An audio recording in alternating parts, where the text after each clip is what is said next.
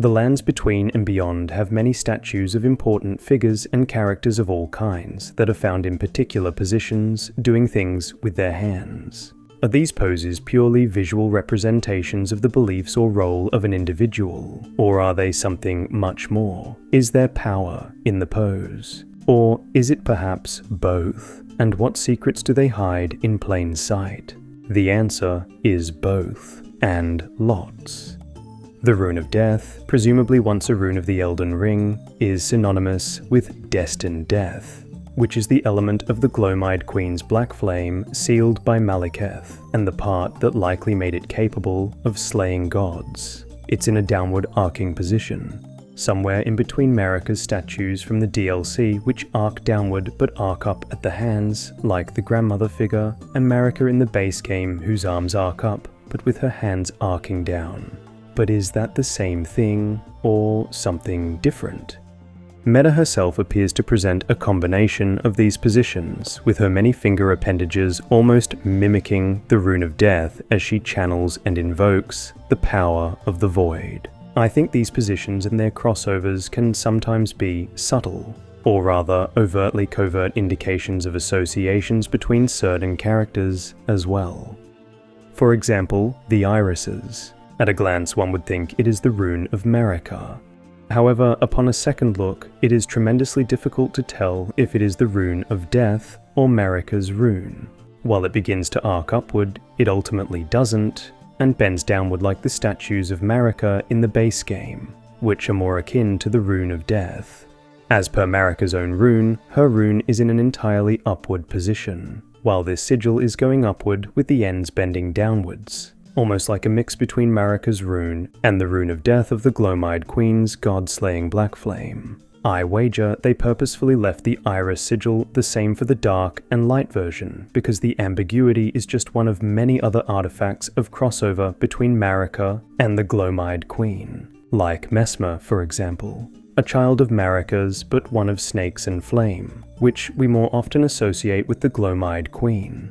So what do all of these positions mean? Are they the same thing, or are we missing subtle differences? How many are there, and what do they mean or do? We in fact have plenty of examples to explain what is going on. The fact that we see these positions most often taken during acts of prayer, spiritual manipulation, divine invocation, and cultivation. I think that a good umbrella for all of these positions to fall under are as different forms of prayer. I think this is hinted at by the cut item Miranda's Prayer, which depicts the Miranda plant in the act of prayer, during which they invoke spears or pillars of light. And you can already likely clearly see why I think this is relevant to what we are going to discuss, with even a quick side-by-side of this item with Meta.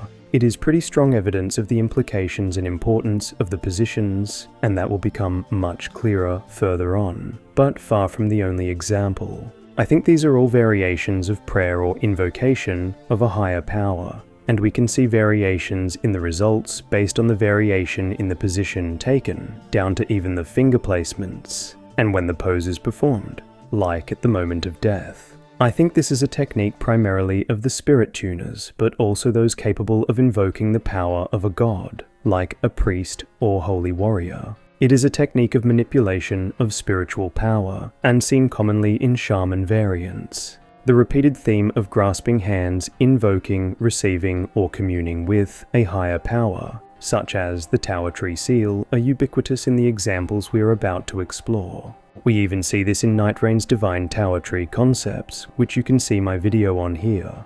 And this exchange of grasping hands is a great place to start. There are instances we see throughout the game of characters taking this position and making an exchange with a higher power, either offering and or receiving something. Godfrey offering Morgott to be hewn into the Erd Tree, the Fire Giant offering a leg to the Fell God to receive or activate its power, the Dancing and Singing Shaman offering the newborn skull for the blessing of the divine ancestors, Marika offering strands of what I assume are the Elden Ring to the Elden Beast at the Divine Gates, which are also in this position, to make an exchange and receive power. And that is the very function of the Divine Gates. This perhaps reinforces also my previous theories on the Divine Towers after the Night Rain Network test, of them being essentially a communication and power array. Marika's head offered at the end of the game to brandish the Elden Ring, or, like Morgott, to presumably offer some form of burial in the case of Ranni's ending. Melina offering herself to the Forge. There are other instances of this, and many other stances, and these stances can all work together. For example, there is a lot going on with Meta in regards to her position when invoking the power of the Void. I believe her tail acts as a communication array, allowing her to receive this power or open a channel to it, which she then uses or directs by using another stance we will soon cover, the Prayer of Invocation. But first, we see this position taken during exactly 2 incantations, both pertaining to healing. The minor Erdtree incantation left by Marika in the Shaman village, representing the kindness of gold without order, and the heal from afar incantation which says, even when far beyond, far out of sight, the Erdtree will surely give us its blessing. I think this is exceptionally fitting for Marika's stakes, which are also in this position.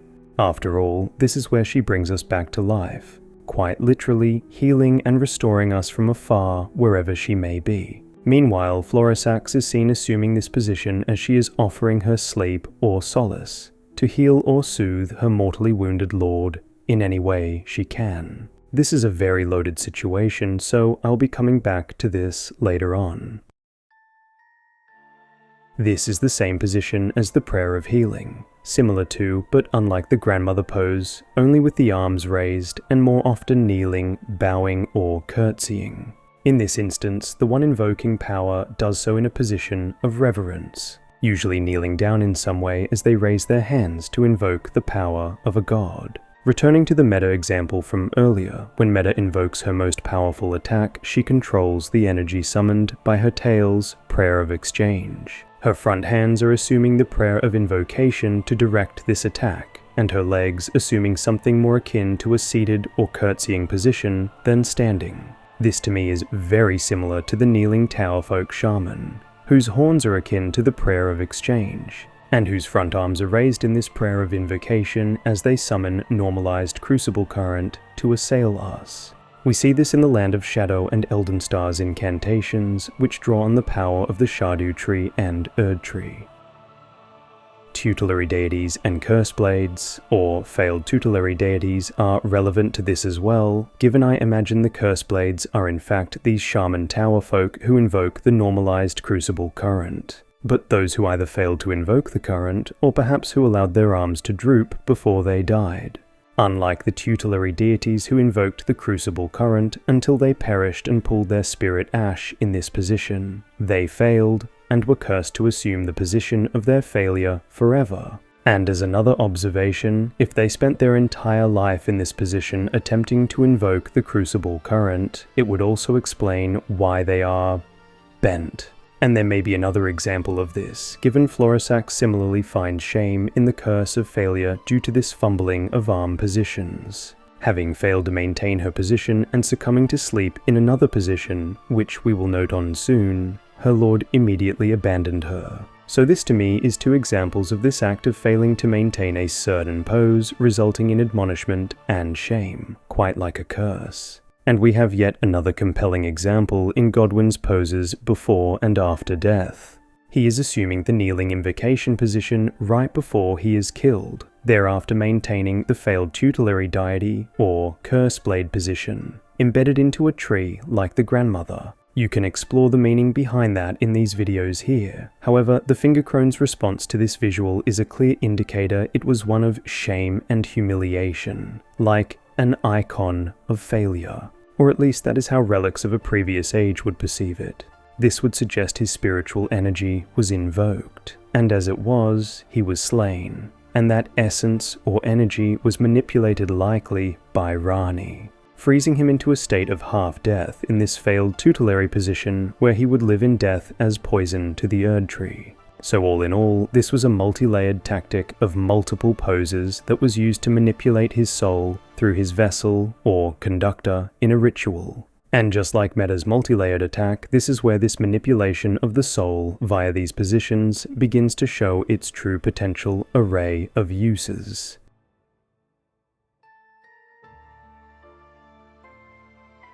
To me, the shaman tower folk who die in this pose of invocation, or perhaps just those who are capable of this invocation, become tutelary deities upon their death. The position they take upon dying is as if they have slouched from this position to this one, with one arm folded across themselves as if to symbolize the manipulation of the essence within them, and the other hand in front of them, where the spiritual essence they cultivated pools to be used by those after them, like a spiritual inheritance, which for us strengthens our spirit ashes. I believe we see this in Lusat and Azor, who are assuming this position and who similarly give us their spiritual essence. And we receive this spiritual essence, their knowledge, memories, or EXP, in the form of a spell. Similarly, the fire monks sit in this position when they are praying toward the forge, with one hand grasping their weapon, which represents their object of worship. It does make me wonder if this is them communing with the beguiling flames of the forge, or how they connect with it in order to receive its power. I think these are variations of what we see the grandmother from the shaman village undertaking, with the end result in terms of the form or destination of the spirit differing, as per the differing of the hand positions upon death, like spiritual power or knowledge pulled into the palm for another as opposed to the moving of that essence from one vessel or conduit to another. Let me explain. This is the position of both the grandmother and mother figures, which are embedded into a tree. It is my belief, and you can see the exploration here in this video, including critical information regarding souls and wholes, that this position is indicative of a transfer of the spirit and possibly memories. Rani is a great example, as when her doll form is inhabited by her, this is its position. When her spirit has moved on, it assumes this position. This is the same for when she is preparing to leave her vessel and hide in this doll. As we find her after slaying the Two Fingers, she is assuming a position suggesting imminent soul transferal. This is very akin to Gowry, who is still conscious in this position, but in a midway point of soul transferal between the numerous potential hosts, and his ability of spirit transferal is confirmed when he mocks us after killing him. We see Florisax move from this position, the divine healing invocation we noted on earlier, to this very position after consuming this lunatic's concoction, which ordinarily would kill you, since sleep is so akin to death, especially given the connotations of Trina's eternal sleep, and with even the association with purple or gloam in common. Succumbing to this deep slumber is the closest one likely can be to death. Perhaps those who enter this state travel on a different plane, like a dream plane, the veiled spirit realm from where formless entities operate and plot before they inhabit a new vessel to meddle in the lands between. If this is true, the hole in the tree by the grandmother representing the lightless abyss of the greater will, and the tree of the mother having no hole, and pointing towards this snakeskin are very thought-provoking situations. It also suggests perhaps figures in this position aren't necessarily dead, but perhaps are simply not occupying that vessel anymore, or are in the process of transferring their spirit, or essentially astral projecting. We even see examples of weaponry containing the vessel, and presumably no longer the soul of the individual it is made from, given one of the hands is missing, with the hilt assuming a very familiar position.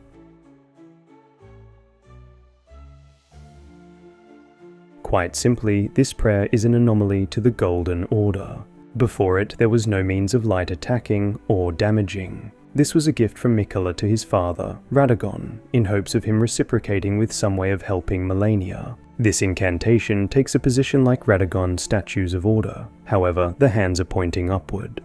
The body has been ordered into a physical weapon, and this is expressed in the invoked light. We see this position taken by the Fingerslayer blade and Sacred Relic sword, which were people who became literal weapons. However, in this instance, I do not believe this is the body and the spirit acting to achieve something like these incantations, but instead simply the body being ordered into a weapon. as one hand is missing. To me, this indicates the absence of the soul, which is elsewhere.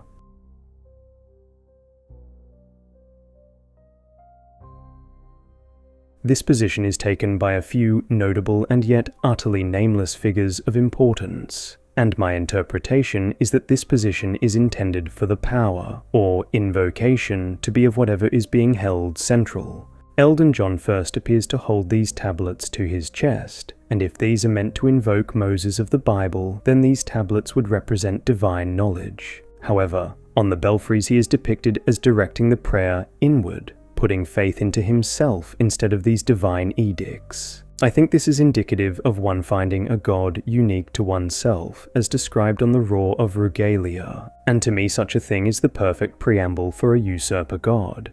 If you take a gander at this video, you will understand why I call him Felden John. The little girl clenches this book like Felden John to his tablets and himself, including when she is depicted on graves. I think this is also indicative of divine knowledge of the operation of death, and I have many theories to share about Raya Lucaria and its role with the deathbed companions. How the graves summoned by Renala look like the Baldachin's Blessing, which looks like Florisax, which links them to Farah Mazula, like the motifs and statues they share in common. We also see the manipulation of death and life in the Bud Priest, who is holding this fresh bud sprouting from a deathrite spear-looking branch that almost seems coppiced on the top of this dead tree stump.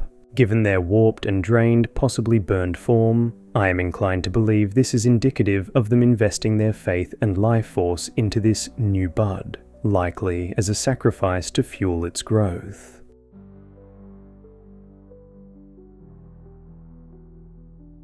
The law of regression, causality, and order of healing all share in common one thing: they reverse things. The law of regression reverses spell effects, statuses, and mimicry. The law of causality reverses damage, sending it back towards foes. And the order of healing reverses deathblight build-up. The action involves moving the arms and hands from one position to the exact opposite, and I think this is a perfect reflection of the Golden Order sigil. This sigil is an inverse of the sigil of who I believe to be those who were in charge of the age before the Erd Tree. The triangle is inverted, and instead of the sun symbolism of the fire giants, there is an eclipse at the top of the Golden Order inverted triangle. What was once the bottom of the Old Order is now at the top. The age of the sun was eclipsed, and the order was inverted or reversed.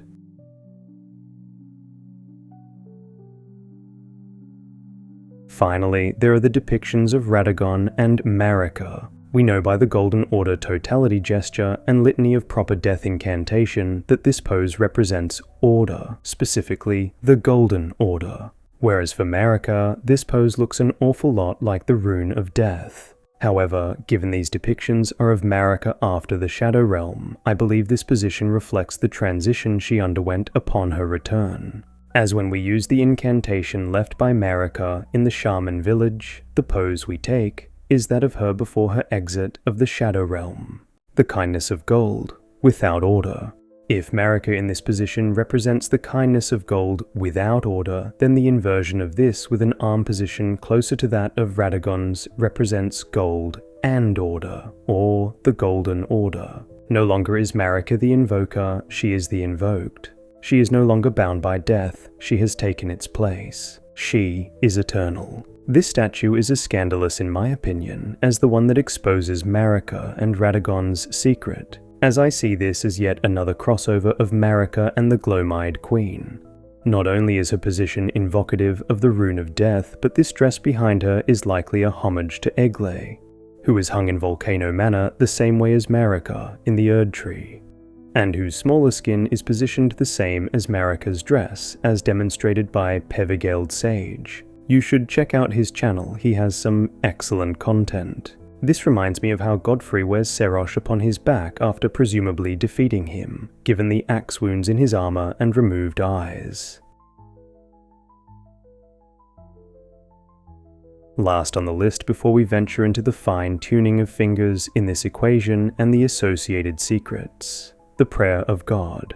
This is the position assumed by gods, who invoke their own authority and power to launch immense attacks. This is the same position Miquella takes when he is referring to himself. We see him assume this position with this hand gesture when he launches his most powerful attack, a massive beam of light which summons several other pillars, or spears of light.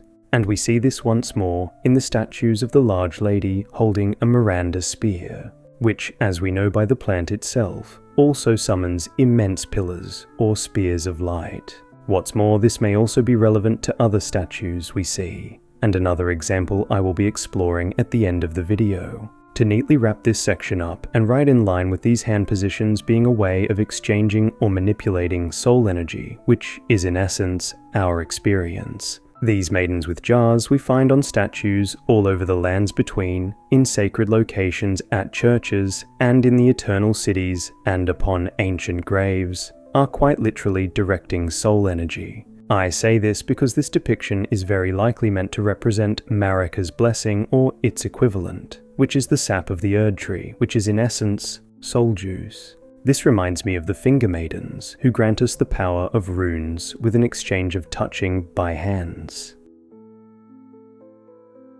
So why and how does this all work? Why is the position of the body capable of such things? This is the wisdom of stone. Bodies are both a vessel and conductor for soul energy or spiritual essence. The body stores this essence, which can be manipulated and transferred on multiple levels, depending on the configuration or pose of the body at the time of prayer or invocation. I will be exploring the wisdom of stone thoroughly in the future, but for now that is the main point I want to make about why the body assuming certain positions has this effect. Further to this, while I believe that while these positions invoke certain manipulation of this energy, I also believe the fingers themselves fine-tune this manipulation, and their positions also have purpose and function.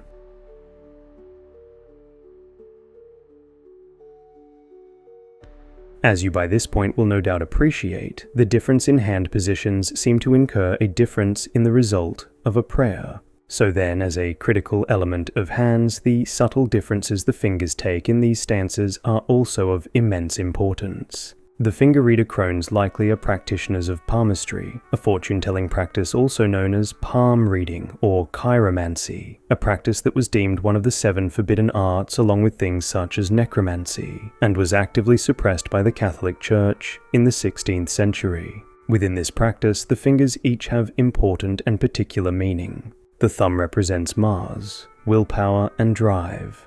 The index finger represents Jupiter, authority and intellect. The middle finger represents Saturn, structure and responsibility. The ring finger represents Apollo and the Sun, emotion. The pinky finger represents Mercury, communication. So given these apparent magical properties of fingers, we would expect to see this reflected in the items and in innumerable other examples throughout the game, visually and practically.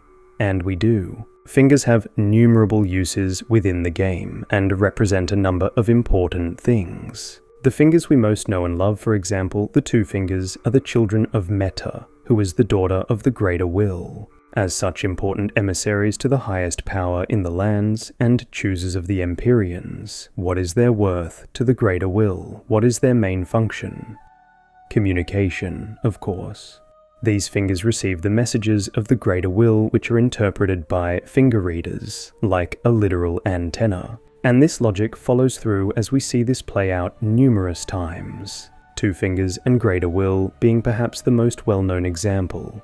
Finger items that allow us to communicate and interact with other worlds. Finger whistles to communicate with Meta. Torrent's whistle, which is shaped like the 2 fingers on the seed talisman. And the numerous prayer positions which we previously explored, which I am sure you will now see differently forever. A fun one I intend to explore in an upcoming video is the Crown of Fingers of Ancient Dragons and Plassey's head's position, with the ancient dragons receiving their orders from their lord in his stasis beyond time via their finger crown, and his heads being in a 2-finger-like position, also allowing him to receive sleep from Florisax, who is healing him from afar. This is also similar to Meta's tail, which receives signals from the Greater Will, that tail being 2 fingers. I think the fact the statues show 2 fingers specifically, even when desecrated, is an indicator of this function given what the 2 fingers function is. Also, I bet you any money the 2 fingers wrapped in spirit whistles will have something to do with the Revenant's spirit summoning ability.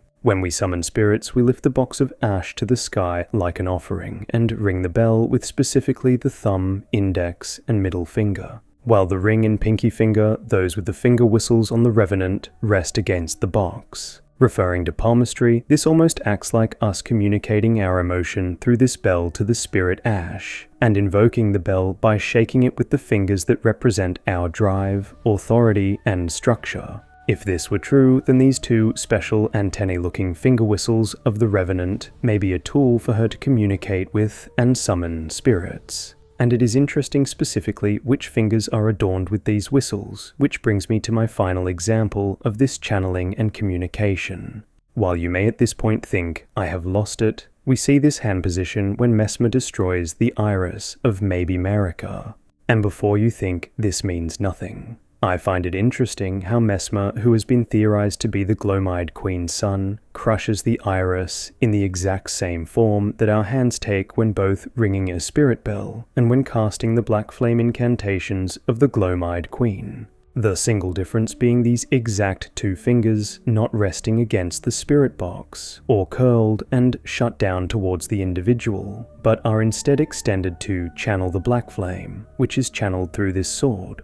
And this sword is just like the 2 fingers Meda's tail, Plassy's head, and Divine Gates. I think this hand position is central to the manipulation of spiritual energy, and we see all of the ingredients of spirit manipulation in a singular talisman which shares the likeness of this hand sigil. It displays glintstone, which holds soul energy, a circular ring to attract or direct spirits, such as in burrows, gravestones, and shaman, and it is being held in the very same way Messmer holds the iris. The 3 fingers separated from the pinky and ring finger shares a striking resemblance to the statues in the Shadow Realm of this important religious figure. This symbol is very similar to the Blessing of Christ hand gesture. And if this is the blessing of Christ, then the black flame hand gesture would surely be a great contender for its counter.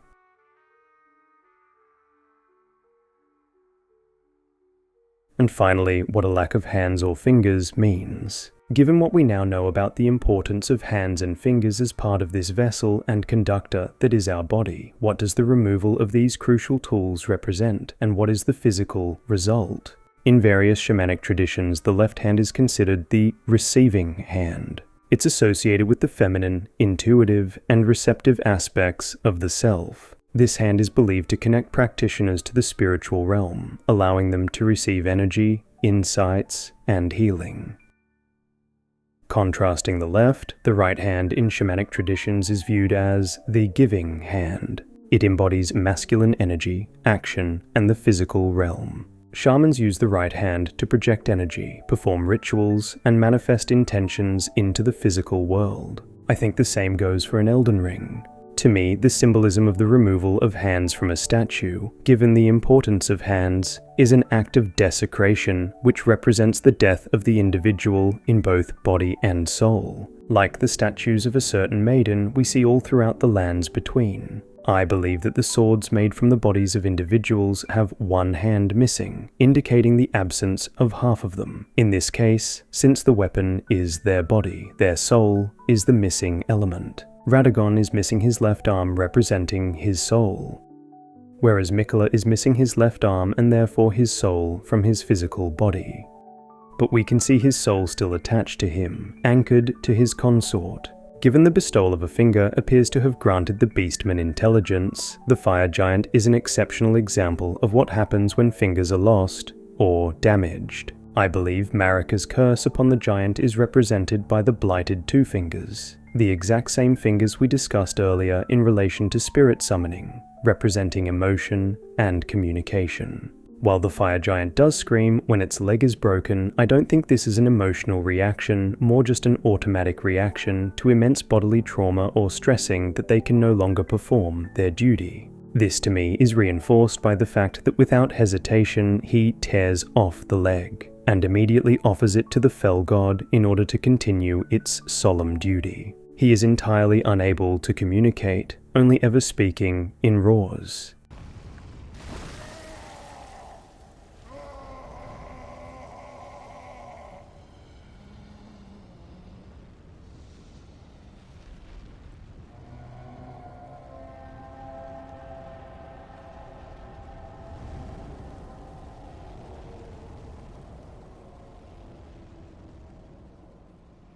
My next video will have potentially my favourite lore discovery of all time. It's a conspiracy which will heavily explore the relationship between Marika, the Glomide Queen, Radagon, Meta, and the Giant Rebellion. This Stormveil prophecy is one of gloam and ghostflame, machinations and mischief, seduction and betrayal. The video after that will be the long-form dragonology video, which will explore the different generations of ancient dragons, the full relationship between Meta and the dragons, including the Finger Crown, and where the ancient dragons fall on the dragon timeline. If that interests you, be sure to subscribe and hit the bell, because apparently that matters quite a bit. I am going to a professional studio to do my next few recordings, so I have saved my larger videos for that. Massive shout out to Banuune yet again for creating a beautiful thumbnail and helping me with some fantastic shots. Her channel is full of quality content. Thank you to my patrons and YouTube members. Your patience and generosity has afforded me the time and finances I need for these upcoming studio sessions, so I truly appreciate it.